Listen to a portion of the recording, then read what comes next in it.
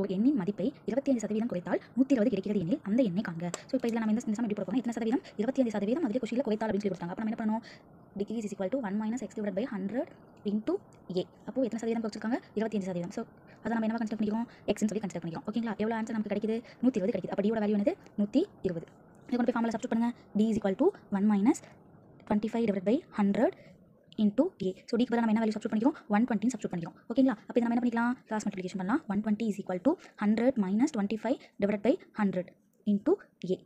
அப்போ 120 is equal to 100ல் 25 நம்ம subtract பண்ணிட்டோம்னா 75/100 இன்டூ ஏ. இதில் நமக்கு ஏ மட்டும் தான் வேணுமா, ஸோ அப்போ ஈக்குவலுக்கு லெஃப்ட் சைடு வரும்போது கீழே வேல்யூ மேலே போயிடும், மேலே வேல்யூ கீழே வந்துடும். அப்போ என்ன கிடைக்கும், 120 into 100/75 is equal to A.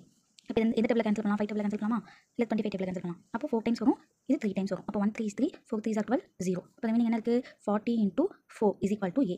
4 4 are 16. அப்போது நமக்கு அந்த எண் என்னன்னா 160.